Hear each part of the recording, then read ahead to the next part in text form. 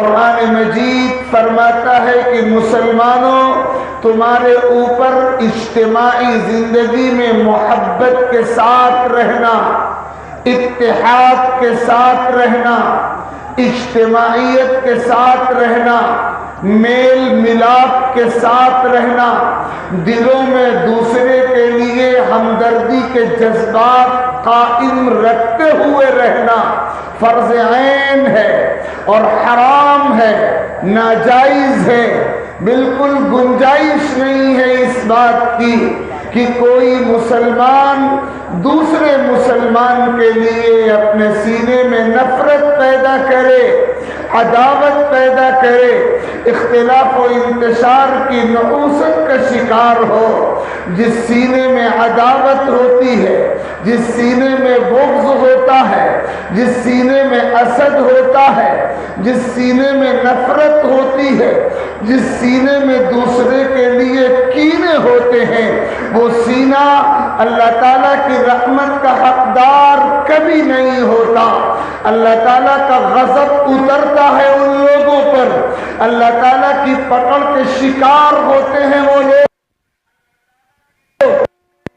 बेतौफीकी की मार पड़ती है उन लोगों पर जो अपनी जिंदगियों में मोहब्बतों की जगह नफरतों को बढ़ावा देते हों, जो इत्तेहाद और इत्तेफाक की जगह इख्तिलाफ और इंतशार की नहूसतों में डूब जाते हों, जहाँ झगड़े हों, तनाज़े हों, लड़ाइयाँ हों, उलझने हों, चक्करिशें हों, नाचाकियाँ हों, फासले हों, खलीजे हों, ताल्लुकात में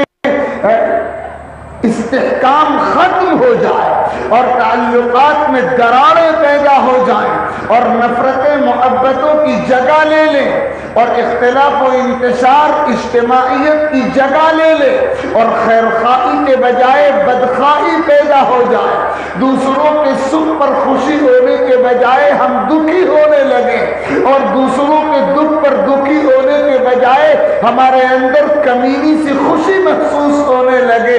अगर ऐसा होगा तो अल्लाह ताला का गज़ब उतरेगा, नाकामियां मुक़द्दर बनेंगी, जिल्लत और खारी नसीब बन जाएगी। कुरान कहता है वला तनाज़उ फतफशलू व तज़हब रिहुकुम, मुसलमानों झगड़ों में मुब्तला मत रहो, अपनी सफ़ों में इंतशार पैदा मत होने दो, नफरतों के जरिए मोहब्बतों का खात्मा मत करो। अगर तुम ऐसा करोगे तो नाकाम हो जाओगे, तुम्हारी हवा उखड़ जाएगी, तुम जलील व खार हो